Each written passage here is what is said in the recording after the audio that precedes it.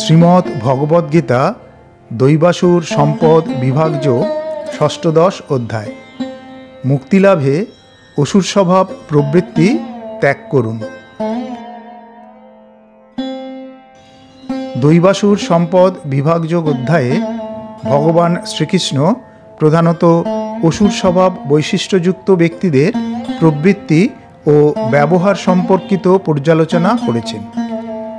দৈবীভাবযুক্ত ব্যক্তিদের বৈশিষ্ট্যসমূহ তিনি পূর্বেই চতুর্থ অধ্যায় জ্ঞানযোগে বিস্তারিত বর্ণনা দিয়েছেন। শ্রীকৃষ্ণ বলেছেন, দৈব স্বভাব সমন্বিত ব্যক্তিদের মধ্যে নিজস্ব পবিত্রতা, আত্মসংযম, পারলৌকিক জ্ঞান, বৈদিক শাস্ত্র অধ্যয়ন, দান, যজ্ঞ অনুষ্ঠান, সরলতা, সত্যবাদিতা, অহিংসা, ভয়শূন্যতা, বৈরাগ্য, ক্রোধশূন্যতা, দয়া, অন্যের দোষ না দেখা, লোভ শূন্যতা, মৃদু স্বভাবসিদ্ধ, ক্ষমাপ্রবণ, শান্তিপ্রিয়তা, অসৎ চিন্তা না করা ও অসৎ কর্মে বিরত থাকা, লাজুক স্বভাববিশিষ্ট, তেজ, ধৈর্যশীল, সত্তার বিশুদ্ধতা, অভিমান শূন্যতা, এই সকল বৈশিষ্ট্যসমূহ বিশেষরূপে পরিলক্ষিত হয়।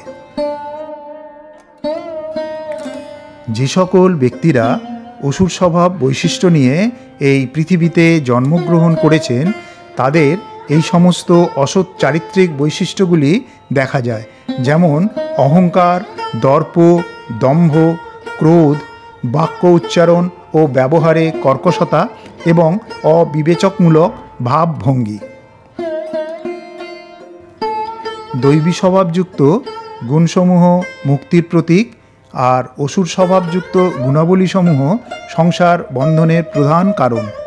অসুর স্বভাবযুক্ত ব্যক্তিদের ধর্মে প্রবৃত্তি থাকে না ও অধর্ম থেকে নিষ্কৃতি পাওয়ার মানসিকতাও জন্মায় না।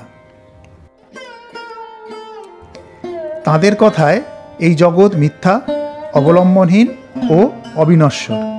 কামের বশবর্তী হয়ে স্ত্রী পুরুষের মিলনের ফলেই এই জগতের সৃষ্টি হয়েছে। যৌন মিলন ছাড়া আর কোনো কারণেই বর্তমান নেই এই সৃষ্টির পিছনে। এই সকল আত্মজ্ঞানহীন, স্বল্পবুদ্ধি সম্পন্ন, উগ্রকর্মে আসক্ত, আসরিভাবযুক্ত ব্যক্তিরা বিশ্ব ধ্বংসকারী কার্যে নিজেদের নিয়োজিত রাখেন। তাদের মন অতৃপ্ত বাসনায় পরিপূর্ণ, মান, দম্ভ ও মদে আসক্ত হয়ে অপবিত্র ও অসৎকর্মে প্রবৃত্ত হন। মৃত্যুর পূর্ব পর্যন্ত ইন্দ্রিয়জাত ভোগ বিলাসকেই জীবনের মূল উদ্দেশ্য বলে বিবেচিত করেন। অপরিমেয় দুঃখ ও দুশ্চিন্তার কারণে এবং অসংখ্য পাপ ও কামক্রোধের বশবর্তী হয়ে নানান অসৎ উপায়ে অর্থ সংগ্রহের চেষ্টা করেন। অর্থের প্রাচুর্যে সম্বিতহীন হয়ে তারা শত্রু নিধনেও উগ্রীব হয়ে পড়েন এবং নিজেকে ঈশ্বর, ভোক্তা, সিদ্ধ, বলবান ও সুখীরূপে প্রকাশ করেন। অহমের বশে নিজেকে অত্যন্ত ধনবান ও আত্মীয় স্বজন পরিবৃত মনে করে আত্মতৃপ্তি লাভ করেন। নিজেকে বলবান ভেবে অশাস্ত্রীয় মতে দান ও যজ্ঞ অনুষ্ঠানে প্রবৃত্ত হন। এইরূপে অসুর স্বভাব বিশিষ্ট ব্যক্তিরা ক্রমাগত অজ্ঞানতার অন্ধকারে নিমজ্জিত হয়ে অশেষ দুশ্চিন্তায় বিভ্রান্ত ও মোহজালে আবদ্ধ হয়ে কামে আসক্ত চিত্তে তারা নরকে পতিত হন। আত্ম অভিমানী, ধনবান, মদে আসক্ত ও নম্রতারহিত ব্যক্তিরা দম্ভের কারণে অশাস্ত্রীয় মতে নামমাত্র যজ্ঞের অনুষ্ঠান করেন। দর্প, বল, অহংকার, কাম ও ক্রোধে বিপদগামী অসুরীভাব ব্যক্তিগণ নিজ দেহে ও পরদেহে অবস্থিত পরমেশ্বর স্বরূপ শ্রীকৃষ্ণকে ঘৃণা করেন। ভগবানকে ঘৃণা করে তারা প্রকৃত ধর্মের নিন্দা করতেও ছাড়েন না। এরূপ ধর্মবিদ্বেষী নরাধমদের শ্রীকৃষ্ণ বারংবার অশুভ আসুরি গর্ভে নিক্ষেপ করেন ও জন্ম জন্ম ধরে তাদের অধিকতর অধমগতি প্রাপ্ত করান। ফলস্বরূপ কোনো জন্মেও তারা শ্রীকৃষ্ণকে পান না। কাম, ক্রোধ ও লোভ এই তিন বৈশিষ্ট্য নরকের দ্বারস্বরূপ। উত্তম ব্যক্তিরা এই তিনটি দ্বার পরিত্যাগ করে চলেন।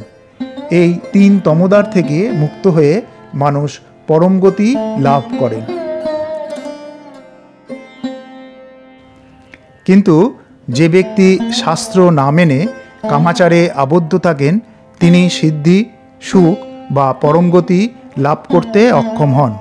সুতরাং কর্তব্য ও অকর্তব্য বোঝাতে শাস্ত্রই একমাত্র প্রমাণস্বরূপ। শাস্ত্রীয় বিধি মেনে ধর্মকর্ম করলে পারলৌকিক জ্ঞান লাভ করা সম্ভব। Please like, share and subscribe. Do not forget to press the bell icon. Thanks for watching.